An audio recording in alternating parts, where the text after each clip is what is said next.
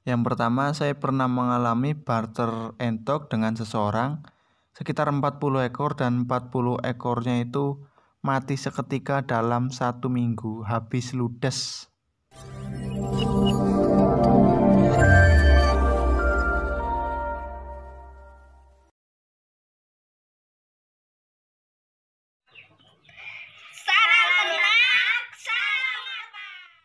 Bismillahirrahmanirrahim. Halo sedulur, Assalamualaikum warahmatullahi wabarakatuh. Jumpa lagi dengan saya Rizky 03 Kebumen. Salam ternak, salam apak. Selamat siang teman-teman, semoga teman-teman selalu dalam lindungan Allah Subhanahu wa Ta'ala. Nah, ini entok-entok saya biasa. Kalau mau saya syuting, saya kumpulkan dulu dan pastinya saya pancing dengan makanan dan nurut teman-teman.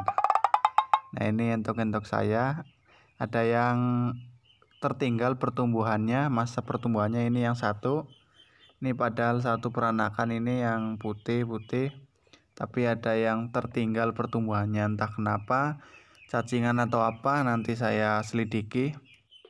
Nah, jadi biasanya ya, entah kenapa, kalau dalam satu peranakan itu biasanya ada yang kerdil atau yang dinamakan kalau di tempat saya itu kunteten, cilik baik. Nah, itu entah kenapa ataupun gennya atau kurang pakannya, tapi biasanya seperti itu. Setiap peranakan pasti ada aja yang misalnya satu tertinggal pertumbuhannya, tapi itu tidak apa-apa. Nah, jadi rencananya entok-entok tanggungan ini yang mau saya keluarkan di tahun baru besok, selain yang basur-basur kemarin yang saya ceritakan yang ada 9, dan yang tanggungan ini nanti yang akan saya keluarkan. Nah, ini ada beberapa yang betina, kebanyakan tapi jantan. Nanti saya keluarkan yang jantan-jantan, dan yang betina saya tinggal di kandang untuk stok bibit indukan teman. Nah, jadi inti pada video kali ini saya mau membahas tentang pengalaman-pengalaman saya tentang dunia entok, khususnya ke kerugian atau yang menjurus ke kerugian. Tapi sebelum itu, ada baiknya teman-teman membantu saya membangun channel ini dengan cara like, komen, dan subscribe. Terima kasih untuk yang selalu mendukung. Semoga kalian sukses semua. Amin ya robbal alamin. Nah, yuk kita langsung saja membahas topiknya. Nah, mungkin teman-teman sudah sering melihat di konten video saya, kebanyakan itu membahas tentang keuntungan berternak entok, terus cara mengirit pakan, terus kemudahan berternak entok. Nah, itu yang mudah-mudahnya atau yang senang-senangnya. Nah, kali ini saya mau menceritakan tentang yang susahnya. Saya membuat video tentang kesenangan berternak entok bukan berarti berternak entok itu tidak ada resikonya atau tidak ada kerugian yang dialami. Semua pasti ada resikonya. Semua bisnis pasti ada resikonya. Nah, sepanjang atau selama saya memelihara entok, saya pernah mengalami mengalami istilahnya ya bisa dikatakan kayak bangkrut. Bangkrutnya itu saya pernah tuker tambah antara pejantan dan meri 40 ekor. Nah, jadi saya punya beberapa jantan gitu kan. Saya tukerkan ke ada seseorang, saya tukerkan jadi untuk barter, saya mendapat meri tersebut. Nah, setelah meri tersebut ada di kandang saya selama 2 hari, tiba-tiba ada yang mati. Nah, setelah ada yang mati itu tidak lama kemudian merembet semua, dan dalam jangka 1 minggu 40 meri itu sudah mati semua teman. Dan payahnya atau sayangnya, dari kematian itu menular ke entok-entok yang sudah ada di kandang saya teman. Nah, jadi penularannya itu sangat cepat. Dari yang awalnya saya cuma tetes, saya mendapatkan meri itu mati semua, dan penyakitnya menular ke entok-entok saya yang sudah lama di kandang. Nah, itu saya pusingnya luar biasa teman. Pokoknya setiap hari ada saja yang saya cek. saya pegang itu saya lihat matanya sudah biru. Saya satu hari lagi saya cek lagi ada yang biru lagi. Uset. Itu pokoknya pusing kalau setiap main ke kandang itu rasanya frustasi, teman. Nah, itu masalah barter ataupun angka kematian. Kalau kerugian dari segi pakan, ya saya mungkin bisa dikatakan sering. Dulu pas saya pertama berternak entok, namanya pertama pasti awam ya. Entoknya lapar saya kasih makan, entoknya lapar saya kasih makan. Pokoknya setiap saya main ke kandang, saya pasti bawa pakan. Karena pikiran saya, setiap saya main ke kandang, entok itu pasti gerumut pokoknya. Kayak minta pakan gitu. Nah pikiran saya, wah ini pokoknya kalau kayak gini harus dikasih makan. Nah itu saya hitung-hitung selama beberapa bulan, saya pikir kok ternak entok boros banget gitu. Nah bisa dikatakan itu ya kerugian yang luar biasa lah di pakan. Setelah saya jual, saya kalkulasikan dengan pakan yang tadi saya keluarkan, alhasil tidak ketemu, teman. Tetap saya minus dalam berternak entok. Nah itu kerugian yang kedua.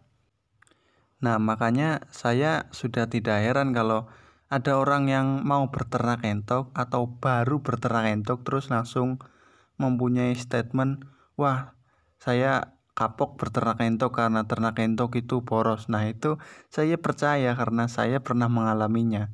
Tapi kalau kita menyerah, ya itu yang apa ya, bisa dikatakan ya jangan sampai. Kalau kita nyerah ya kita taunya ternak entok itu boros. Tapi kalau kita bisa berusaha, kita mencari caranya, mengakali bagaimana cara pakan yang irit, nah nanti kita bisa merubah statement entok ternak yang apa ya, entok ternak yang boros. Nah kita bisa mengubah statement itu, teman.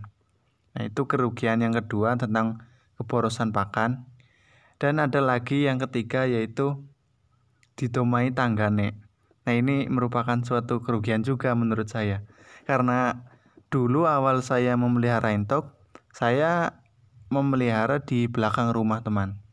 Nah rumah saya itu dengan rumah tetangga jaraknya tidak terlalu jauh, paling sekitar 4 meter 5 meter. Dan saya membuat kandang di belakang rumah. Saya waktu itu memelihara 10 ekor. Saya memelihara 10 ekor dan ketika hujan otomatis kotorannya itu berhamburan ataupun aromanya itu kemana-mana, teman. Dan tetangga itu ngomong, wis aja ngingu entuk nang kene ngambon-ngamboni tok kayak. Nah itu yang membuat saya langsung jual jual endoknya, kandangnya bubrah, otomatis kan sudah rugi di kandang. Nah ketika saya menjual entok otomatis kan saya jual cepat ya.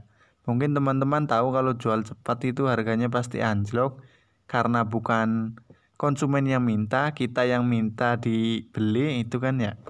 Nah itu jadi harga harga pembelian terus harga pakan digatukan dengan harga penjualan itu tetap tidak masuk, dan itu ketiga kalinya saya mengalami kerugian. Nah tapi dari ketiga itu saya tidak langsung menyerah ataupun tidak berternak entok lagi. Saya membuat kandang di kebun ini, kandang yang ini ya kandang sederhana tapi lumayan bisa meluangkan hobi lah. Intinya bisa mengembangkan hobi saya berternak entok. Nah saya berusaha bagaimana caranya menangani penyakit, terus bagaimana caranya menanggulangi pakan agar tidak boros. Dan yang ketiga dengan otomatisnya tidak ada masalah karena kandang saya jauh dari tetangga dan kotorannya juga tidak terlalu bau karena saya sekarang lebih sering membersihkannya. Kalau masalah kematian ya kita hanya bisa berusaha, kalau masalah mati kan yang di atas yang ngatur ya. Tapi kalau yang masalah pakan kita bisa bermain atau kita bisa mengotak-atiknya seperti itu ya, teman. Nah itu kerugian saya berternak entok. Memang kalau yang awam langsung mempunyai statement seperti itu, ternak entok itu boros, ternak entok itu susah dan bau. Tapi kalau kita sudah menguasainya, Insya Allah ternak entok itu menyenangkan dan menghasilkan sesuatu, teman. Seperti itu ya. Nah, itu saya sudah jelaskan tentang kerugian entok. Jadi saya tidak melulu menjelaskan tentang keuntungan, tentang kemudahan, tentang cara mengirit pakan. Nah, jadi sudah impas. Jangan lupa juga klik like, comment, dan subscribe. Nah, itu pengalaman saya. Saya membuat ini bukan semata-mata pengalaman saya sudah paling jauh atau paling banyak. Tapi saya juga masih belajar. Saya cuma ingin meluangkan pengalaman saya di video ini. Ya, sama-sama berbagi lah. Nanti juga teman-teman kalau ada saran bagus silahkan ditulis. Kalau ada kritik yang membangun silahkan ditulis. Ada pertanyaan yang mau ditanyakan juga silahkan ditulis. Intinya kita sama-sama belajar. Tidak ada yang pintar, tidak ada yang bagaimana, kita sama-sama belajar. Mungkin hanya seperti itu, kurang lebihnya mohon maaf dan terima kasih. Wabillahi taufiq walhidayah. Wassalamualaikum warahmatullahi wabarakatuh. Salam ngos.